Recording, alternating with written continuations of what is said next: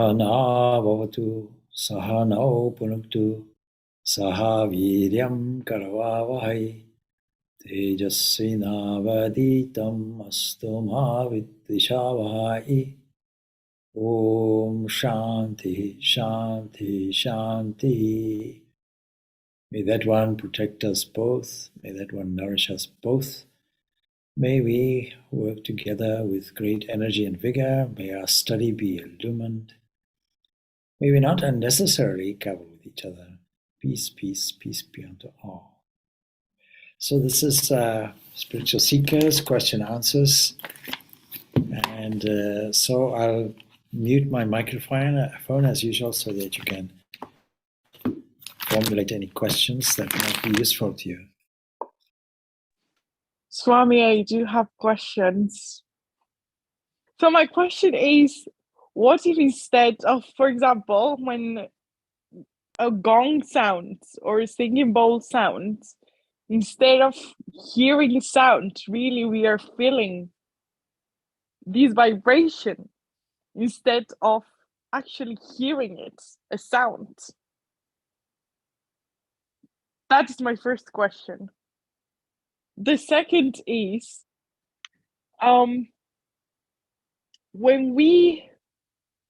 what is really happening when we go to what we call a sleep? What's happening with this body? Because this reality is created by us, which we call Maya. Really, when we get out of this and we go into that deeper state where we are able to dream and we access the subconscious and so forth, which is cosmic mind, and what's happening in that period of time? Because I was witnessing, like, when let's say I'm talking with someone and I go to sleep. Then when I wake up, I realized if I watch my mind, I wake up in an absolute state of bliss, of peace. And after a few minutes, when you start or walking or let's say you go to the bathroom, your mind starts to throw thoughts at you suddenly. And then you start remembering things from what we call yesterday, let's say. But you didn't remember that. You were from that place of bliss. And I was wondering, do we go back to mother? But you can't go back to mother because you're not separated from mother. So also, what I was wondering is, we are able to, I don't know, these are like transcendental, questions. When we are able to remember dreams, what we call dreams, really you can access all those like realms, but then you can remember when you are what we call awake instead of asleep. So what is happening in that process in there is something that calls, I've been kind of wondering. And then the third question I have is, I think it's in the gospel. No, it's actually in another book by Swami Purnananda, which he says always, he's not the only one that said it, but like treating everyone like with that love and, being mothered and so on. And it's something that I've been finding, yes, but for example, let's say at my workplace, something that I've been finding challenging is, that mother is everywhere. And it's like, you can have this knowledge of, you see this energy of feminine and you can recognize some things and stuff. And then Maya, that's his job, and just puts everything all upside down and so forth. But it's hard when you don't have, let's say, a deep connection to someone, or you feel like this is what Sri Ramakrishna would call a snake, and I need to stay away from this type of people. It's hard to see also mother on these people. You know, you do the golden throne and everything, but this is so hard. And I've been witnessing my mind then throws at me like things like, oh, you know, this is not like a good person and stuff. And you're like, no, this is mother. Like, don't lie to me. I'm not getting trapped. But Okay. it's harder. And that's the end of it. Okay. Well, let's try and sort something out. Okay. We are not conditioned to think of this world as anything other than something with parts. So our eyes are designed to look in the front. We have a certain peripheral vision, but we can't see in the back also. And so we have a limitation with all the senses. The limitation and the relationship between the senses and the world of objects is what we call life. It's what we call our world. But of course, our world is an interpretation of what is there, because we only have 5 photographs of what we see of the whole universe, but they're not standard organs. Other animals and so on and creatures have a different perception of the world because it's filtered through a certain sense of a certain series of gates. The interpretive faculty is there based on our experience, and it's a collective experience, we can say, an accumulation of experiences, according to us, of many, many, many lifetimes. And that is where we find ourselves now. So where we are now is accumulation of all the experiences of the past, culminating in a great crescendo of I. And for all intents and purposes, this is the world we live in, and this is the world of conscious reactions, conscious awareness of our own body, our own minds, and so on. And we're not really aware of anything that is above that or even below it. Below it is the world of the unconscious. And the unconscious arrived there because of our reactions, our conscious reactions. This unconscious reaction called instinct, if you will. So that there's a kind of inherent knowledge that every creature has. But it's only one dimension of our total experience. Now we have to now be consistent in our interpretations of our own experience and the experience of a much, much broader sense, the cosmos itself. What applies to us locally, we have to use one axiom, that's all. That what applies here applies everywhere. If we take that seriously and we apply a kind of general relativity, if you will, then we can start making sense of the world. And what we call science is really the exploration of appearances and disappearances and things that are coming and going in a framework of time. And as far as that framework goes, we try and make an interpretive understanding of things. The world interpretation has not entered science really until about 100 years ago or so, when this quantum mechanics came to the fore. And it is a fundamental, tried and tested physics. But it also brings up and shakes somebody's previous conceptions that this is a solid world that is fully determined and runs on causality. This is shaken to the foundations at the very minute level, and we can only deal with uncertainties, probabilities, likelihoods, statistics. And so this becomes very, very shaky. Although we know this fundamentally in science, we don't really take it seriously in our everyday working life. we can say this whole world is just a series of oscillations and vibrations. And the highest source of these vibrations, we can come in human understanding to Om. But when you actually hear it, when the yogis hear it, it is something more like a gong, something more like an indescribable sound registered from the direct realization of the yogis and the mystics. Have you heard the Om? This is a common question for mystics to ask. I once heard this said to a monastic, young monastic senior, have you heard Om? And the person said, yeah, well, of course I've heard people repeating it and so on. No, but have you heard it? You know you can hear it.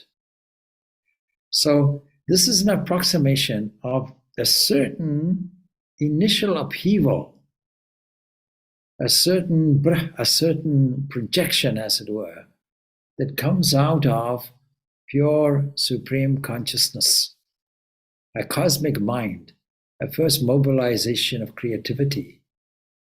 And it comes out as a vibration, and vibration we interpret through the ears as sound.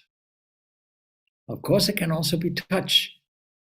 If you strike a gong here and near a whole number of particles of sand, then you can see how the sand configures itself. It is sound that mobilizes particles. If you pluck a string, then you can feel the vibrations all around. If you sing at a certain pitch or make a sound at a certain pitch, you can indeed break glass. And according to the Old Testament, as the Jews would describe it, or the scriptures of the Jews, if you see the story of the fall of the walls of Jericho, where loud trumpets were made to play relentlessly, walking around the walls of Jericho with the Ark of the Covenant, and the walls of Jericho collapsed. And it looks like there's archaeological evidence maybe for this. So it's not all in mythology. So we know the power of sound. Right now, you are listening to a conveyance of sound that is traveling through the electromagnetic field. And you're receiving it on the other side with a very, very small time lapse, hardly detectable. So the electromagnetic wave system contains many, many of these vibrations, and we can measure them in terms of oscillations, in terms of frequency of waves, including wavelength, the distance between a peak and another peak, or a valley and another valley. This is called a wavelength, how it's drawn out. Same thing with the spectrum that we observe when we look out at the universe and see things moving away. It's only because the light has been shifted to the red part of the spectrum. In other words, it has been made longer, it has been stretched out, everything is stretched out. So all of these are wave systems, and the electromagnetic wave system contains many varieties of these, most of which are out of our range. Gamma rays, X-rays, and even you see the light waves we only see once it's filtered through the organ that catches it. And the wonderful arrangement in the universe is that there is a selection of sounds and ears that catch it. There's a selection of pressures and skins that catch it. There's a selection of sights and forms and eyes that catch it. There's a selection of smells, or there's a selection of tastes. There's a selection of liquidity variations like that, and tongues that catch it, a selection of scents and smells and noses which can catch it. And all of these are arranged as progressive coordinations of these vibrational fields that increase in frequency and increase in combination until we see what we see. Now, for ordinary purposes, we don't catch it, and has no utility. We can't say to a carpenter, look, I want you to make me a table. Here's the material. But you see, there are no dimensions because it's all wave systems. And these are things which are uncertain. They come and go.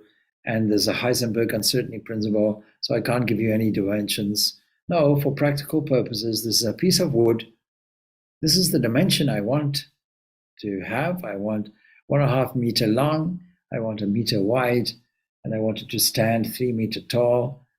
And that's how I want it. And this is the hardness of the wood that you should use. And these are the decorations that I want to put. So we have to try and separate and be flexible enough to apply the particular interpretations of our experience according to the time and the place and the convenience and the function. And so we have to live in a world of duality where, on the one side, we have to operate practically. On the other side, we know, philosophically anyway, that this is all mithya, this is all fleeting. Now, a further stage is necessary that we should feel it. We should experience it. We do it in meditation. And we can do it by repeating these sounds, but we have to add a feeling to it. And so if you repeat Om, and even if you hit a musical instrument or a gong or strum a string, then that can be a lead-in to a meditative process where we feel the frequency of the vibration. Every organ of the body has a certain frequency, and there's something called radiesthesia. You can do it on an Abel machine, or you can do it on a pendulum with a pendulum and test the frequency, or you can say the tautness, if you will, of an organ.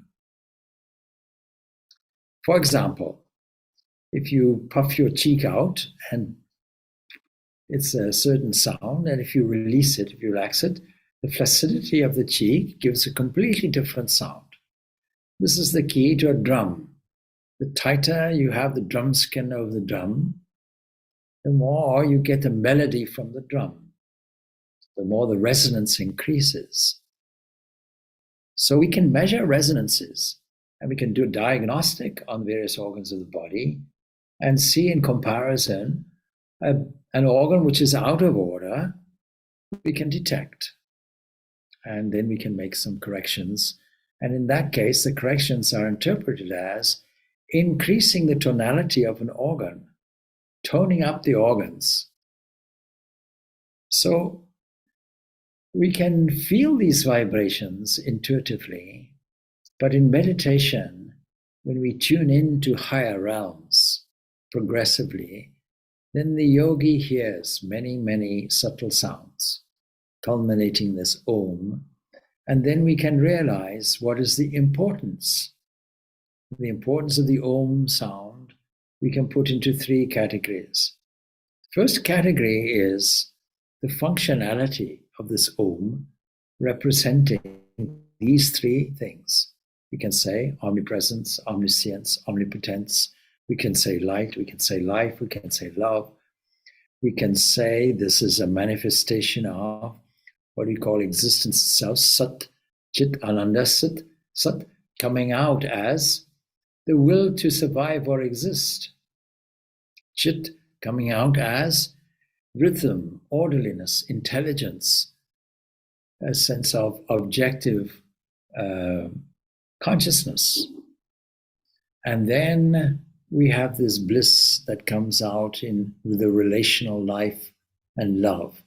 And I think we have covered this many times before, but it's worth repeating. So there is this connection all along with the very highest principle to its manifested version that we call our familiar world. And these are all inputs to meditation, because if something begins and culminates in a number of different objects and a number of different individuals and people and places and scenes, then by taking any one of these, by taking any aspect of this, we can trace back the origin to what we might call blissful base again. And Sankhya philosophy gives us 24 categories to do this in. So we have this aspect, if you will, of this Om that can be heard as a vibration. It's the sound symbol we use to give us some clue about tracing it back, because if Om is a gross version of it, then probably by repeating Om, we can get back to the original vibration, provided we insert feeling into it. We have to repeat Om and meditate on its meaning, because otherwise it becomes just a dull sound and has no meaning within it, has no reality in it, has no impact in it. And it becomes simply just like repeating the mantra Coca-Cola. That's not a mantra. But those who know, an experiment was once made, and the theory of mantra was, you see, if you repeat any meaningless sound, provided you do it in a sort of slow, rhythmic way with a nice, soothing voice, then, you'll calm the mind, yes, to the point of sleep. Now, of course, the whole of existence relies on, or is an expression of, only 3 evolutionary forces. And these have qualities that go with them. And we know them to be the highest possibility of illumination and revelation, the diversion in the world, the egoistic get up and go attitude where we wish to achieve, a restlessness of the mind in terms of continuous activity. And we can see the opposite of it, inertia. I don't want to do anything. I don't want to go anywhere. I simply want to sit. We see this throughout the whole of nature. And so a rock has a dominance of this inertia. It doesn't wish to go anywhere. But a lion has this dominance of this rajas, this dynamic energy, this enthusiastic energy that enables it to hunt for food and survive. And is there in lion cubs when they wish to play and wrestle with each other. It's an exercise really in hunting. And then, of course, we have this steadiness of mind, this peacefulness that we can experience when we take any aspect of nature and trace it back to its divine glory, knowing that it's an expression of it, knowing that there is only one thing. In a contest, I have told many times, in a contest between the intellect and the emotions will always win. And so in spiritual practice, we have to learn to rally these around and catch up with the principles. Practice, therefore, is key. I was with somebody this afternoon, I should say. He said, you see, thank you so much for all the principles and the philosophy and the help and the spiritual direction and so on. I now need to go and practice. Yes, well, of course, practice is a parallel exercise, but yes, practice is the most important to get the experience.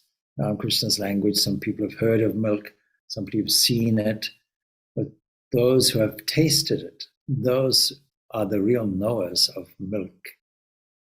Now, the other aspect of Om, of course, is in terms of its linguistic expression, its universality.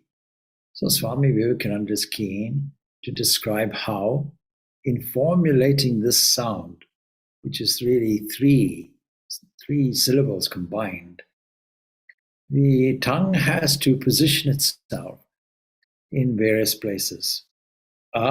We find it is in a certain position, and we have to roll the tongue forward till it culminates behind the teeth in And so this movement progressively from the beginning to the end is followed by a silence. That leads us to the third aspect of Om, That is contained in the Mandukya Upanishad, only 12 stanzas there, all dedicated to this very simple proposition. You think that this world that you're living in is the only world that exists. You operate it in it, and you interpret dream as a kind of meaningless state. Perhaps dream is an expression of the very voice of God. Perhaps dream is, as Freud puts it, the royal road to the unconscious. Perhaps dream is that supreme playing in a subtle way, giving expression to all your doubts and fears, to all your problems, providing also solutions. And there's strong evidence that problems are solved in dreams, that there are also prophetic dreams or precognitive dreams. We see this in the biblical texts where dreams are interpreted. The Joseph's interpretation of the Pharaoh's dream, Jacob's ladder, all of these in a more down-to-earth way. We know that Arnold Palmer, I think the great golfer, managed to have a correction of his swing in a dream. And we think that, or we know that Thomas Edison, according to his own account, invented the light bulb in a dream, and there are so many examples. So is dream really just a mere passing fantasy and has no relevance or importance? So here's what we have to say. Since there is only one existence, there is only one consciousness, since the foundation of all our experience is this fundamental blissful base, the infinite invisible, then all of these states of consciousness, not just the state of consciousness that we experience in objective waking state, but also comes about in a dream state, and also comes about in the lack of any object, where time and space is completely removed. And we call this a deep sleep or dreamless sleep.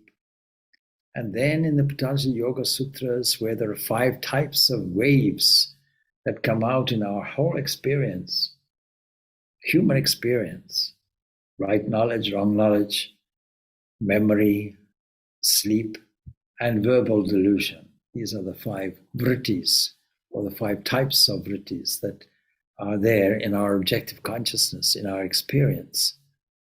And actually not just objective consciousness, but subjective consciousness, or what we call qualia, subjective experience that nobody else has directly, and yet generally we can compare experiences and validate, okay, all people dream, all people go into a deep sleep, all people can be induced into a coma, all people can experience thoughts or the sensations of thoughts drifting through the mind, or the rising up of a feeling, let us say anger, and its demise, it's going, or call up a memory. So these are all subjective experiences. Can you put love in a box and give it to somebody? No. Love is an internal experience, and you cannot measure it. You cannot objectify it. You cannot even define it. A person who really is in touch with their feelings, if you ask, please describe your feelings, they'll be stuck for words. Now, the superconscious state, this applies to as well. We can hardly describe anything that is going on above the level of the conscious mind. We cannot describe the experience of the yogis. You cannot describe your supernatural or super conscious, more accurately, experiences. And at a certain point of revelation, there's absolutely no way that you can ever describe accurately anyway this feeling of the supreme unknown Brahman, the supreme principle, the absolute, a state of non-duality, where words come back together with the mind, says the Upanishads. So there are some things beyond our small field of cognition, and we only get access to through a gradual unfolding of our spiritual potential. are manifesting this divinity from within, getting closer and closer and closer to our own reality. And the mystics can describe it. All the mystics, Spanish mystics, St. John of the Cross, Teresa of Avila, and all the yogic mystics can describe it as best they can. In other words, they have to bring the experience down to the human level of waking consciousness for us to understand it. But we know these three states exist, and the waking state is represented by A, and the dream by and the dreamless sleep by and the intermediate transition. Sleep plus memory, as it's described. That is what we call dream. Like a station master standing on the platform watching three trains come and go, or somebody in front of a wall behind which some being is throwing up three colored balls in rotation. Waking, dream, dream, sleep, red, blue, green, red, blue, green. Then the observer must be completely independent of it. That really is the important thing. When we are able to withdraw and resort to that and stand in a poised position where that is standing, any problem that confronts itself in the waking state and carries over into the dream state is all gone, just as it's gone in a deep sleep. It is gone because duality is gone. It's gone because the relationship with the objective world and what we assume ourselves is gone. The world of body and mind is gone. And so all these experiences are witnessed by this Turiya, as it's described, this fourth entity, a witness watching all the three trains in series, waking, dream, dreamless sleep, passenger train, goods train, a train that carries nothing. Or, if you will, a play going on where I'm a participant, or standing in the or sitting in the audience as a witness, and others are playing, or clearing the stage totally, where there's nothing there. But I remain distant from it. I remain separate from it. And when I get caught up in it, this is what we call ignorance. This leads to weakness, what we call sin. It leads to a condition where we suffer because we have made the wrong connections. And so how do we rectify that? We make the right connections. We constantly learn to tune our tuning instrumentation into the glory of the divine, using all the experiences that we have. And all the experiences are good experiences. There are no bad experiences. Even those which are painful are useful to us. That is why the Bhagavad Gita does not begin with a teaching. It begins with an experience. Arjuna is in a state of nervous breakdown, total despair and despondency, giving up everything. And the physical manifestation of that is shaking, unsteadiness, confusion. All of these are symptoms of a lack of concentration. And what concentration is necessary? It's concentrating on what is there in actuality, either as a manifested version of this through the medium of time and space, in which case we can be practical in our waking state, or as a universally pervasive energy that operates all hands and makes puppets of us all. Such a person will have no constricting ego because they will see all beings as gateways, if you will, or channels for divine grace to flow through and operate hands and fingers and legs and heads. We can look at things in this way. Life becomes a curious puppet show. A head goes like this, an arm goes like that, some hand goes up, some hand goes down. Oh Lord, I'm an instrument. I'm a vehicle. I'm something like a puppet, and you are its operator. I'm like a vehicle, and you are the driver, something of that nature. Accrediting all actions to the divine actor who does not really move, who doesn't act, who remains static, as it were, because within it there's no time or space, there's no objectivity, there's no causality within it. So we have to be clear, firstly, about a common misunderstanding, really, that you see, when we use the term God as a contrast to, let's say, it's feminine term, let's say goddess, then we shouldn't also contrast it with the neuter form it, the supreme creative power that surges forth as Om. We cannot have a gender. We can use for convenience term he, she, it, but just in the grammatic or biological sense, we can use it just for our understanding. But the term God is a convenient sound symbol. And the Upanishads are keen to use the word tat, that. It's a neutral term. And it's indicating the ultimate truth that is within. And that is what we all seek. That is why these questions are there. We're all seeking this. In replying in the Brihadaranyaka Upanishad, replying to Gargi Yajnavalkya, he's using the term aksharam, which is it's a neuter term, the imperishable. It doesn't perish. It's an important section in that Upanishad. And he shows that the imperishable, as the principle whose august presence will make the sun and moon carry out their function rhythmically.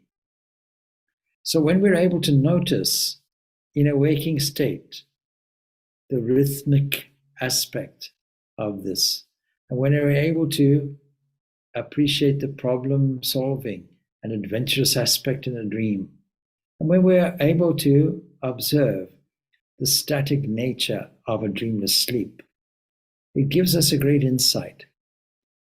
We, instead of saying a deep sleep, we can rather say sitting on God's lap, sitting where God sits, sitting on his creative throne, where he, she, it is about to stretch forth and manifest a world for us that settles down as I and me and you and this and that. On a cosmic scale, therefore, it's happening.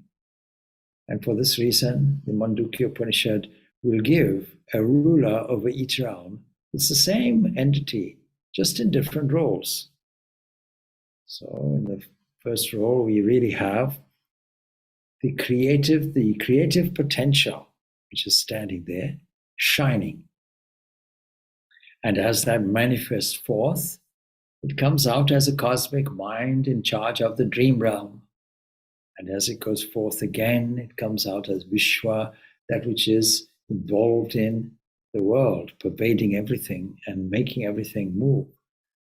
We can view it as an unfolding and manifestation. This Om is a sum totality, and each stage is being manifested progressively. Now we understand what cosmic creation looks like. We understand that there's a potentiality standing there that manifests in a pure way into a blissful state. And this blissful state is a potentiality. And then that, in turn, manifests as logos, a word, or the word, or this pure knowledge, if you will, this pure potentiality that then develops in a series through these vibrations into the world that we love and know. Then what is spiritual practice? It is to do the reverse. It is to go back into the dream. What do we mean? Do we mean the uncontrolled state where random events happen, seemingly? The realm of Jung and Freud and interpretation? Well, no. It's a planned dream. We in the sense, the direction in meditation is something like constructing a brand dream, selecting all the inspiring memories that you have in your deposit box, your photographs, your internal photographs. When you next go on a pilgrimage or a beautiful place where you see a mountain scenery or a beautiful river or an ocean or a forest, then instead of taking a photograph with your phone or your camera, you just blink and register a memory. But with that memory comes a feeling. And don't try to describe it. Don't try and put it in your pocket. Don't try and change it. The scene is there for replay. And in order to replay it, the stronger the memory, or the stronger you wish the memory to be for replay in meditation, then the stronger the feeling has to be when you dwell on the subject. Tonight I was looking at the moon, and the moon is bright in the sky this evening. Some people will dismiss it or say, that's nice. Some people will not appreciate it. They'll say, let me take a photograph and share it with my friends and add it to my catalog. Just pause and dwell and reflect on the calming moonbeams, the shining aura around the moon, the idea that the moon seems to appear to us in phases, a waxing and waning. But really it is the relationship between the earth and it. And sometimes when there's eclipse, it's just an alignment, and still we see the halo. Why should something like this appear? Why should a lamp like that light our way in the sky? Was it put there? Let me put a lamp there. In some creative stories, you might find that. Let's have a sun here and a moon there. The Upanishads will take an artistic view of it. They'll see there two components of a cosmic being whose skin is dark and black. There was one occasion I remember, and I saw all the stars on a very clear night, and it occurred to me, are these not jewels shining, sparkling around the very neck of the Divine Mother that is the universe? And one Swami was standing next to me. He said, if you can think like that in all your experiences, you are well on your way. We require artistic creativity, and that means we have to put feeling. Art at its best really is an expression of feelings. Anybody can paint a scene. Technically, is a bit like painting numbers. But the real art, the real appreciation of the art, the real praise for the artist comes when I see the picture, it evokes a great feeling within me. And that feeling must be surely the same feeling that the artist wanted to express. And it's a wonderful, elevating piece of art if it also has the functionality of elevating my spirit, of inspiring me to a meditative state, an enthrallment, not only about the skill of the artist, but also about the feeling that it portrays. Whenever I go to an art gallery, I'm always careful to look at the piece of work from a distance and then close up. Close up, you catch all the brush marks and you see exactly how a leaf was painted or a river was made to glint. An impression, how a two-dimensional canvas can be three-dimensional. It's the skill of the artist. And then to stand away and see the overall impression and get that feeling. One painting, you can dwell on there for a long period of time. Why does the artist want to paint this? Lilies, for example. Lilies in a pond. Why?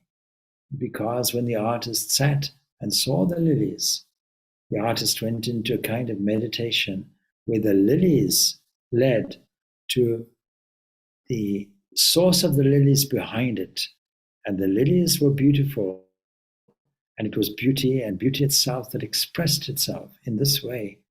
If we have this view of all the phenomena of the universe, then we will have started a trail, a trace back to the origin that is thousandfold and more, and infinite times more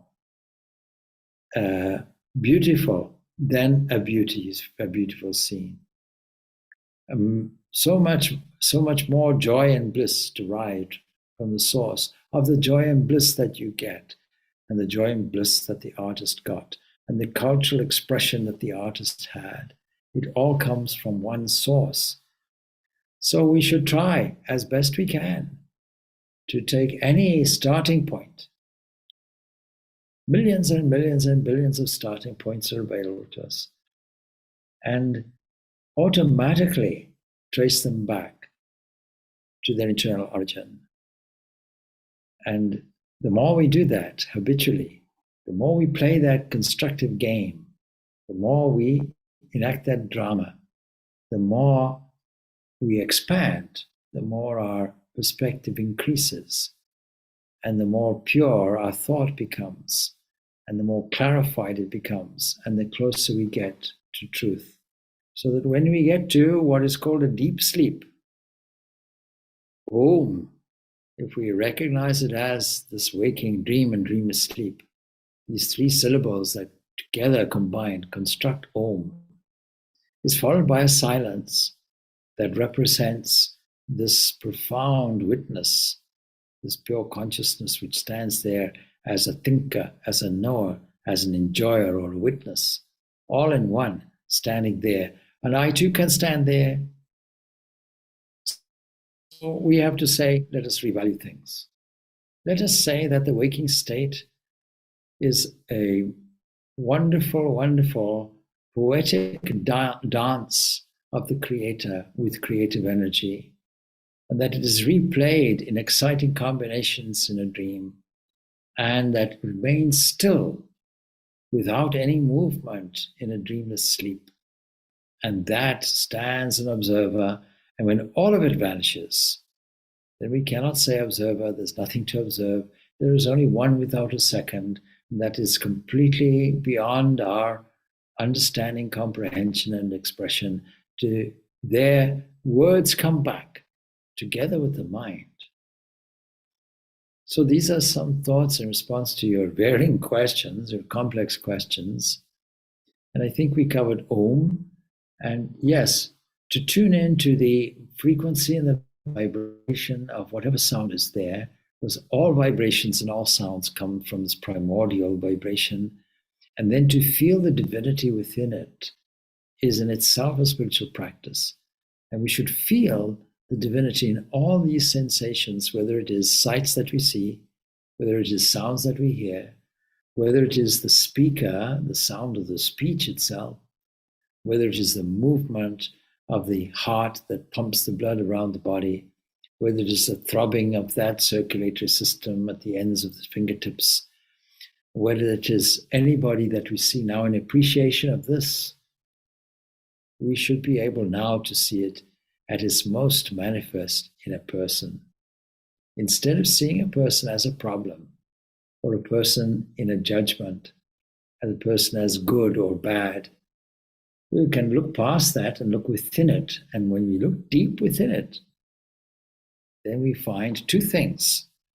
We find firstly that static aspect that we call Atman, that self, universal self of all beings, the knower in all the fields. And then the field itself, but don't think that they are separate. It is another dimension.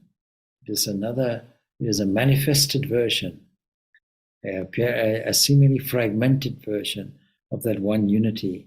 Just as the sun, the pure light of the sun, can get fragmented, as it were, or refracted through the prism of raindrops and makes a rainbow color, or makes colored rainbows that we can catch with the restricted spectral capacity of the eyes. So even though we can't directly see, hear, think of, or know this supreme entity, then we needn't lose hope altogether, really, because we have enough inferences from it. Because the very acts of seeing, hearing, thinking, knowing are possible only because of its august presence. The fact that you can hear and the fact that somebody else can do it is evidence of its august presence. You look at a person, this person is an awkward, tacking, well, yes, but the actuality of speech is really because due to this august presence behind it. And it's in fact the ever abiding, what we can call inner control of all. And it is its glory that expresses itself as the seeing, the hearing, the touching, the tasting, the breathing, the process of digestion even. So surely by practice, we can learn to stand back, as it were, and intuitively recognize the power that's been converted into perception, converted into remembering, converted into dreams, converted into also deciding, converted into all of these things. So it's more or less like remaining submerged in water and at the same time feeling the force of the river's flow. Both. You have the same feeling in the water. If you stand in the water, you have the same feeling of the force of the river's flow, the coolness of the water, nature of the river bed that you can feel with your toes. And with a little bit more practice, we can feel the existence of an agent, which we call the ego. And we can see that it is receiving, coordinating all of these experiences. And so whether the agent or the ego is to behave like a grabbing, fighting unit, which is so-called normal human behavior, or whether it's used as an open channel for pouring out divine glory, as freely as it is granted in a different manner or in a different way. So we may call this inward poising and recognition, we can call it a kind of a tuning in. And when we tune in, and when the tuning in is perfect tune, perfect alignment, then what is manifested must be exactly what is being broadcast. This tuning in is what the Upanishads mean when they talk about realization. Realization is tuning in. Swami Vivekananda said, what is religion is realization. And this realization is the process of tuning. Whoever Ogargi says Yajnavalkya, without knowing this imperishable absolute, makes all kinds of ritualistic movements like fire offerings, performing of sacrifices, and practicing of penances. You can do it for many thousands of years in this world. Finds that all that work, all that effort going into religious effort is also all transitory. So whoever leaves this world without knowing the absolute, that's pitiable. We have these instruments, and provided at all costs, we cannot take them for granted, for fighting and for abusing and making war, killing people, either mentally or actually physically. Once we know this absolute, once we know that it is a knower, or once we know that this absolute is Brahman, is the highest supreme principle, once we know this, then we know everything. We have gotten a real perspective. That doesn't mean to say that when we go back in the world, we go back into ignorance. When we go back in the world, so to speak, we go back with a new understanding of what's going on. And then we become extremely stable. Nothing can affect us. If nothing can affect us fundamentally, nothing can affect us when we know it and operate on the world stage of our own personal drama. So who won't love such a surpassingly wonderful principle that provides us with all this manifested glory, whose august presence is already within you and me and everyone, and in all at the same time. And we just have to learn to cultivate that understanding in every person, which was the third part of your series of questions, I think. All right, good. So thank you. Thank you,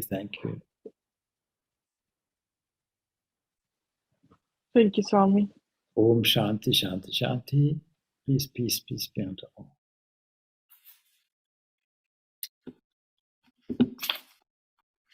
Thank you, Swami. Okay, thank you. Thank you, Swamiji. Thank you, Swami. Thank you, Swami. Okay. Swami, may I ask you a question? Oh yes, a quick one, yes. You certainly remember I sent an email to a monk Yes. about the lecture Christ the Messenger. It's Yes. a Benedictine monk, Yes. is in charge of Vedanta, because he's in charge of the memory of a monk, French monk, who went to India. Oh yes. He was a disciple of Ramana Maharshi. Yes. And he gave me an answer in French. It was he said, I will write you further, and he gave me 2 pages of critiques, very harsh critiques, very hard, unpleasant. And he say Vivekananda is proud. He speaks about the pride of Vivekananda. He speaks about not Gnostics, the Gnos, you know. He said he wants to know God, to rise God with knowledge, and it's not good. And he said he say that the Mary, Jesus was born from Mary, who was virgin, and Jesus is not like one of us. So it's very critical, many critics. Nothing good at all. You might send it to me even in French. I can progressively. Yes, please. Yes, I would be very pleased. You see, nobody is disputing that Jesus was not an incarnation. I always remember Swami Ranganathan, when I was a student, telling me, he said, I feel sorry for the Christians because their God can only have one son. Ours can have as many as he likes. But the theory of incarnation really is based on really the Bhagavad Gita statement that from age to age, whenever there's a need, whenever a man requires salvation, from era to era, from time to time, when the whole of moral life degrades and goes down, then naturally that sustaining, that balancing, cosmic balancing power that we call Logos, or the Word, manifests and dwells amongst us. But Christian history is only short. It only goes back 2,000 years. But the Bhagavad Gita goes back far, far further than that, and recognizes, well, actually, from whenever there's a requirement, this, why not? Why only once?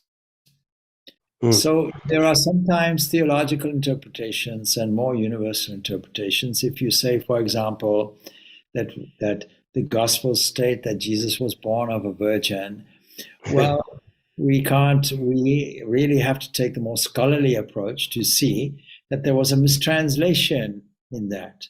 He was born of somebody who was of marriageable age. That's a very different thing. Very different thing, you see. And so as time goes on, a theology develops. And it develops on the basis of the followers of Jesus that sat in Jerusalem and were expecting an apocalyptic event that they never really experienced. And St. Paul carries that through. And what he does is he never met Jesus.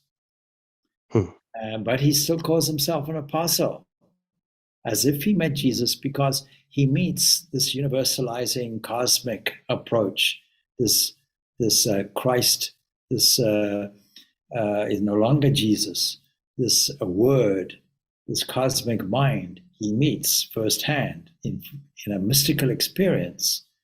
And from there on, Christianity takes a very different turn, and how to reconcile it with the Greco-Roman world, where gods get incarnated, where gods can be born of virgins and so on. So when we see these texts, sometimes we have to see, what is the meaning? Is there a different meaning in it? Yes. The different meaning is that born from somebody who was intrinsically pure. Somebody who, so we take the metaphorical side of this. And after all, does it really matter? Is there any great importance to it? So all of these things we have to take into account. When we study scripture, we have to study it in the context. Who wrote it? Who was it written for? What was the meaning behind it? Why was it written? All of these accounts. And is there any misunderstanding when you take something from the Greek and put it into Latin? And even from the Greek, before the Greek, how was it taken from the Aramaic, which is the language of Jesus? Jesus didn't speak in Hebrew. Hebrew was reserved for scripture. He spoke in the common language of the Aramaic language. And so we don't have any of those texts. We don't have anything in Aramaic. And all the gospel writers, whoever they were, none of them met Jesus firsthand, even though tradition gives them, this connection. Matthew was the tax collector, and so on and so forth. Well, I don't think scholars today will have that opinion. The synoptic gospels were, there are two thoughts on it. Either they were assembled from Mark, and there's clear evidence that Luke and Matthew, they all took from Mark, and then there seems to be another source that some call Q source, but others will take the other thing and say, well, actually no, each one kind of referred to the other, and we can see a clear evolution in Christianity in the Gospels. Mark, we know, is the earliest one, and in Mark, there's no mention that Jesus is God. There's no inference he's the Son of Man. And it doesn't begin with his birth at all. It begins with his baptism, his initiation into religious life, spiritual life. And we know that this side of the story is true because there's historical evidence from Josephus that there was some messianic figure called John. And if it was an awkward thing, what's the awkward thing? What is the need for Jesus to be baptized if he is without sin? And so this awkward moment is dealt with and adjusted throughout the Gospels. The Gospels are written to tell a story and make a particular point to certain people, and we can see an evolutionary development there. So we have Mark's Gospel, which is there, and there to emphasize this apocalyptic aspect of a messianic person, and there's no ascension with it. The ascension story in Mark is added later. And then Matthew makes corrections, takes Mark and makes the necessary corrections that he feels because he's talking to Jewish people in the Greco-Roman world and has to make these references. And some of the references to the Old Testament we can't really trace. And those we can trace, there is no prophetic meaning within them. So it's when we look at these things from a critical scholarship point of view, without destroying what the inner meaning of these Gospels have to tell us. And really, when we study Scripture, we have to see, firstly, does it agree with universal experience? And how will we measure it? We measure it against the philosophical portion of the Vedas called Upanishads. And secondly, we have to see, Does it give us, is it evidence of somebody who had a deep, deep spiritual experience? Yes. And then secondly, is there a manual, a formula, a step-by-step process that is presented where we can all come to the same conclusion? Then that's what we call scripture. If you give a whole genealogy, so-and-so begat so-and-so, and trace it back. Luke traces Jesus' origin back to Adam because he wants to appeal to everyone, not just the Jewish community. Matthew, on the other hand, wants to trace it back through a line of David to make sure people say this was a prophesied Messiah. And born in Bethlehem. But more likely, Jesus was born in Nazareth. So, but if we get bogged down in these details, we miss the whole point. We then become dialectical, and we come away from the experience, direct experience that we can get through profound meditation. So Christ the messenger, we have to take into account, Swami Vivekananda said, if I had been there, alive when Jesus was alive, I would have shed my heart's blood for him. That's how much he loved Jesus. But to make it an exclusive kind of theology, no, he was against that. Okay, thank you. Thank you very much, Swami. Good, good.